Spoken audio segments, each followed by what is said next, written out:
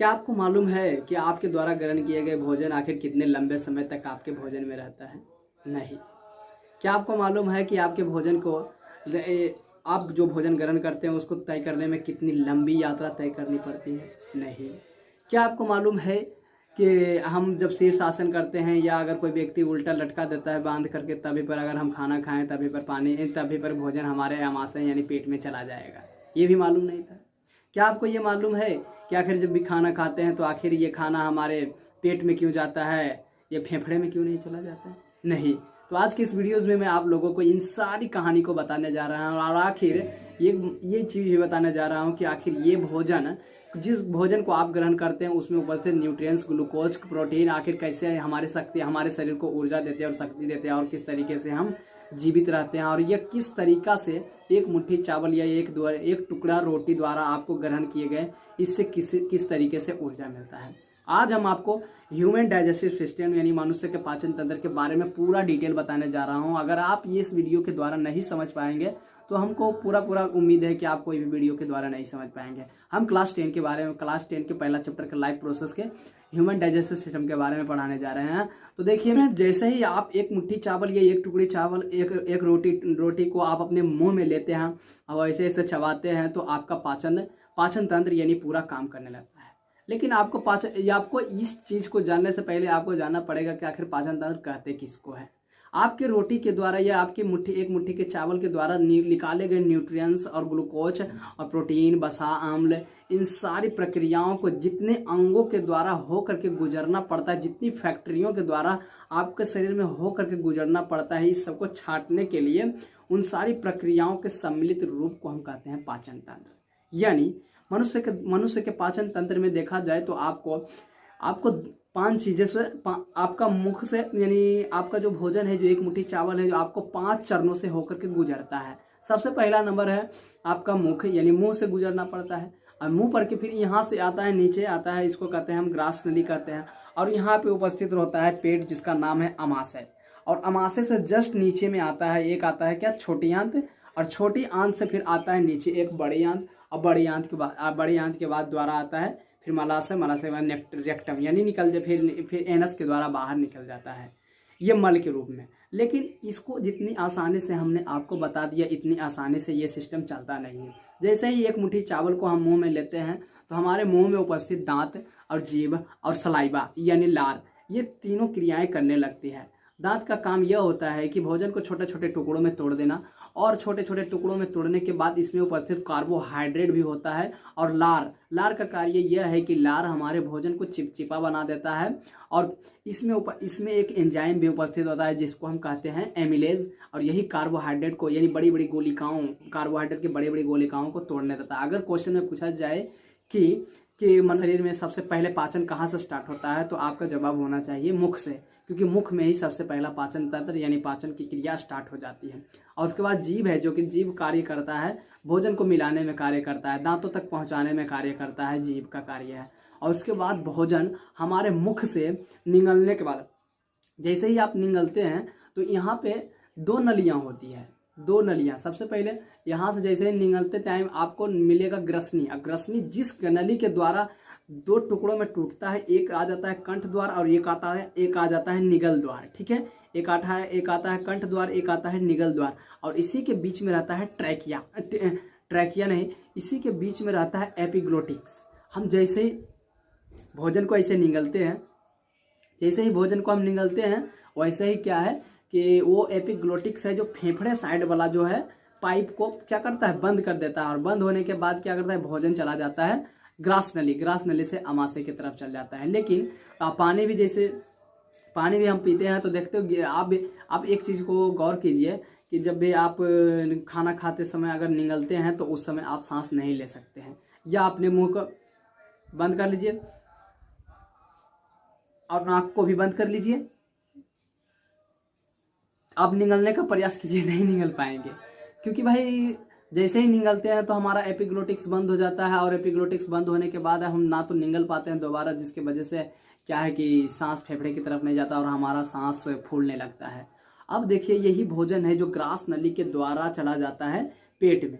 अब एक सवाल यहीं पे उठाता कि आखिर कि किस तरीके से मतलब मेरा भोजन है जो कि जैसे शीर्षासन करते समय शीर्षासन यानी उल्टा भी लटका देता है, तो भोजन कैसे आमाशय में चला जाएगा, यानी पेट में भी हम यानी उल्टा भी लटके रहेंगे, उल्टा आपको अपोजिट साइड में भी लटका दिया जाए तभी पर आपका भोजन आमाशय में चला जाएगा। यानी आप पेट भर खाना खा सकते हैं, फिर भी पानी भी पियेंगे तभी पर पानी पी सकते हैं, क्योंकि हमारे ग्रास नली में एक मूवमेंट चलते रहता है, ठीक है। उस मूवमेंट का नाम है पेरिस्टाल्टिक मूवमेंट, और ये ग्रास नली में होता है जो स्वतः ही चलते रहता है, ये एक तरंग जैसी होती है।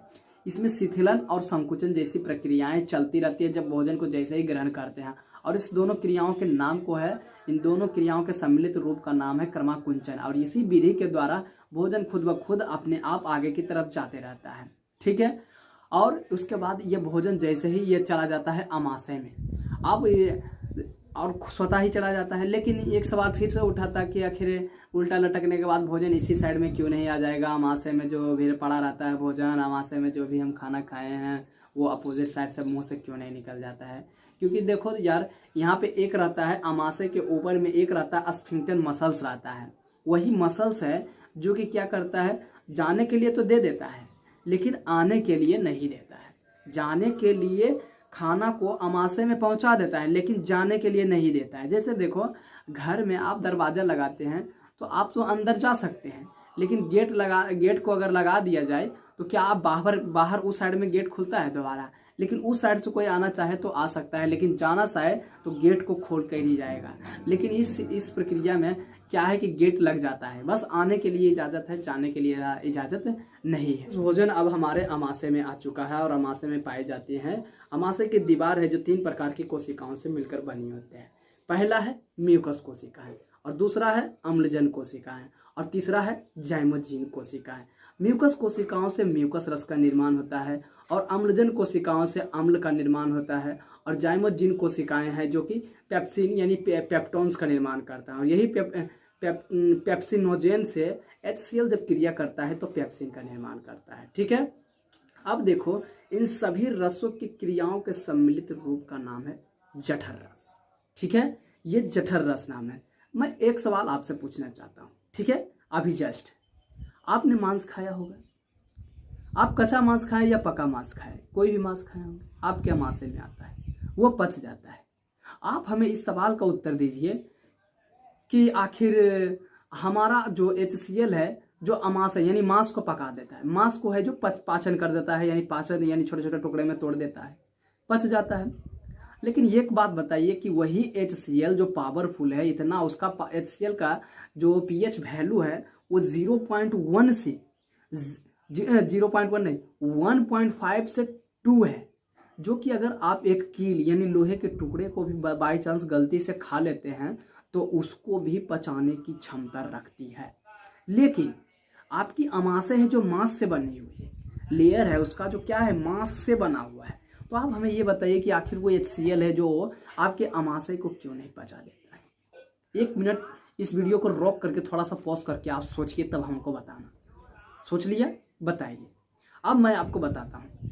दरअसल देखिए, म्यूकस कोशिकाएं जो म्यूकस रस का निर्माण करती है, और म्यूकस रस है जो कि आमाशय की दीवार के चारों तरफ लगा हुआ रहता है, और ये म्यूकस रस ही है जो HCl को उस आमाशय की दीवार यानी मांस को छूने से बचाती है, जिसके कारण आमाशय है कि बच जाता है और आमाशय पचता नहीं है, यानी बच जाता है, आमाशय को कोई नुकसान नहीं होता है। और HCl का कार्य है कि भोजन में आए हुए सूक्ष्म जीव यानी बैक्टीरिया को मारना और भोजन को छोटे छोटे टुकड़ों में तोड़ना।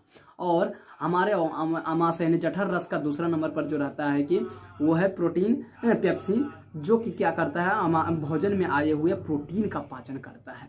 अब देखो, यहाँ पे भोजन है कि बहुत छोटे छोटे टुकड़े में टूट चुका है, और इस भोजन का नाम रखा गया है काई। लेकिन इस भोजन के टूटने से पहले भी इस भोजन का नाम था, जो हमारे मुख में था उसका नाम था क्या था, उस भोजन का नाम था बोलस। और बोलस ऐसे ही आमाशय में जैसे आए तो बन गया है काई, ठीक है। और आमाशय में लगभग 4 घंटे की प्रक्रियाएं चलती है भोजन के साथ में, 4 घंटे तक पाचन की क्रियाएं चलती है, और यह कायम बनने के बाद यह फिर चला आता है किसमें, तो छोटी आंत में, और छोटी आंत में चलता है मेन पाचन की क्रिया, यानी भोजन के साथ में न्यूट्रिएंट्स का छांटना।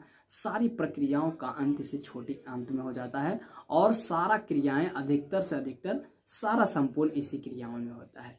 अगर मैं छोटी आंत की बात करता हूं तो छोटी आंत में भोजन को पचाने के लिए, यानी यही भोजन अभी पचा पूरी तरीका से नहीं है, इसमें से न्यूट्रिएंट्स, ग्लूकोज, बस प्रोटीन्स अभी पूरा तरीका से नहीं पचा है। इतना नहीं पचा है कि वो आमाशय यानी ब्लड में जा सके, ब्लड जाकर और कोशिकाओं में जाके हमें शक्ति और ऊर्जा दे सके। इसे अभी और पचना पड़ेगा। आपने देखा सबसे पहले मुंह में पचा, फिर आमाशय में पचा, आमाशय के बाद जा रहा है छोटी आंत। छोटी आंत इसका 2 फैक्टरियों से सबसे बड़ा फैक्ट्री है, तीसरा यही छोटी आंत। छोटी आंत में क्या है कि पचा हुआ भोजन में ये रहता है अग्नाशयी, इसमें 3 प्रकार के रस इसमें भी घुसता है। एक है यकृत के द्वारा बनाया गया बाइल जूस, जिसको हम गॉल ब्लैडर या पित्ताशय में जो संग्रह जाता है उसका बाइल जूस, ये यकृत बनाता है। और यकृत और फिर क्या है अग्नाशयी, अग्नाशय भी है जो कि अपना 3 रस इसमें शामिल करता है। और साथ में छोटी आंत भी अपना कुछ रस डाल करके, ये भोजन इतना बड़ा रहता है, जो भोजन जो उधर से आया था और छोटे छोटे टुकड़े हो गया, उसको पूरी तरीके से पचा करके उससे ग्लूकोज, वसा, अम्ल, प्रोटीन सारा कुछ छाट लेता है। और सर अब मैं बताता हूँ कि आखिर अग्नाशय में कितने प्रकार के एंजाइम पाए जाते हैं जो कि भोजन को पचा देते हैं अग्नाशय में। और इससे पहले मैंने आपको ये नहीं बताया था कि आमाशय के कितने भाग होते हैं। आमाशय के टोटल 3 भाग होते हैं। एक का नाम है कार्डिक, ऊपर वाले आमाशय का नाम है कार्डिक, बीच वाले का नाम है फुंडिक, और नीचे वाले का नाम है क्या है पाइलोरिक। और यही 3 आमाशय का भाग है। तो थोड़ा सा स्थिर रहिए।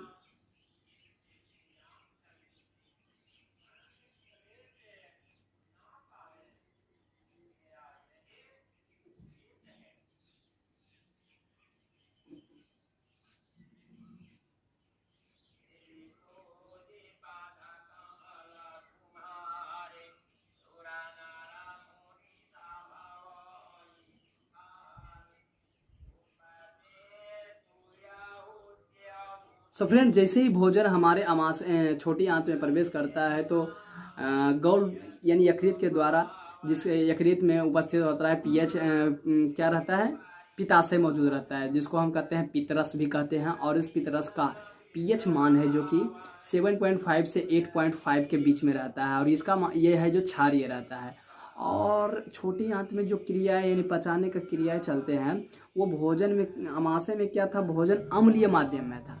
लेकिन उस भोजन जैसे ही हमारे आमाशय से छोटी आंत में आएगा, तो इसमें जो क्रियाएं होगी, इस क्रियाओं को करने के लिए यानी भोजन को क्षारीय होना चाहिए। इसीलिए पित्ताशय का कार्य है कि भोजन को क्या करता है, क्षारीय बना देता है। और उसके बाद अटैक होता है किसका, तो अग्न्याशय रस का होता है। और उसके बाद आंत रस में 3 प्रकार की क्रियाएं करती है। ये क्या करता है, कार्बोहाइड्रेट को ग्लूकोज में बदल देता है, वसा को वसा, अम्ल और कोलेस्ट्रॉल में बदल देता है, और प्रोटीन को क्या करता है, पेप्टोन्स में बदल देता है। यानी इतनी छोटी छोटी टुकड़ों में बदल देता है कि अब ये खून के नसों में जाने के लिए तैयार हो जाता है। और अग्नाशयी रस भी 3 प्रकार की रस देती है। एक का नाम है ट्रिप्सिन, दूसरा का नाम है एमाइलेज, तीसरा का नाम है लाइपेज। ट्रिप्सिन का कार्य है कि प्रोटीन का पाचन करता है, और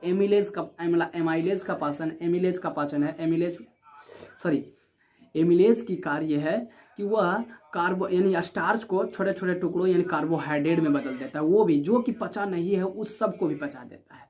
और उसके बाद लास्ट में आता है लाइपेज है कि भोजन को क्या करता है, पाइसीकृत करके वसा को वसा अम्ल में बदल देता है।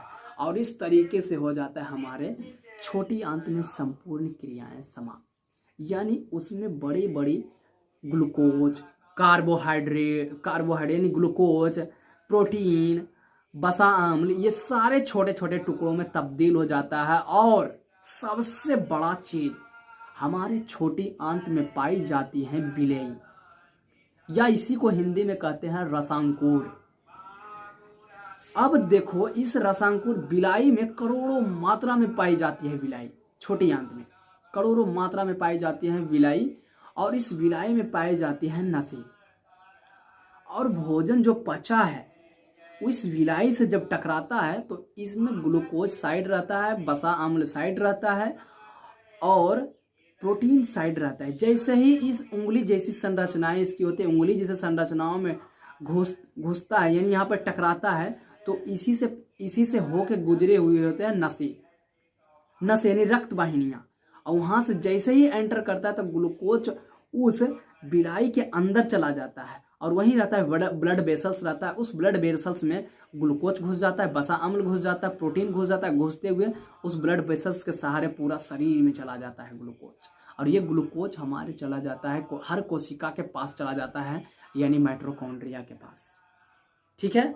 और अपचे भोजन का बड़ी आंत में चला जाता है, और बड़ी आंत में जल का अवशोषण हो जाता है, और जल का अवशोषण होने के बाद यह मल के रूप में बाहर निकल जाता है और पूरा भोजन पच जाता है। देखो यार, यहाँ पे जो ग्लूकोज निकला था ये हमारे कोशिका के प्रत्येक भाग के माइटोकॉन्ड्रिया में चला गया है, और जो हम सांस लेंगे ये सांस भी हमारे फेफड़े के द्वारा ब्लड वेसल्स के द्वारा हर कोशिका के माइटोकॉन्ड्रिया में चला जाएगा। और ग्लूकोज यानी C6H12O6 और ऑक्सीजन के बीच जब लड़ाई होता है तो कार्बन डाइऑक्साइड बनाता है और जल बनाता है और ऊर्जा निकलती है, और यही ऊर्जा हमें शक्ति प्रदान करती है और जिससे कि हम जीवित रहते हैं। और यही था हमारे ह्यूमन डाइजेस्टिव सिस्टम का पूरा क्रियाकलाप।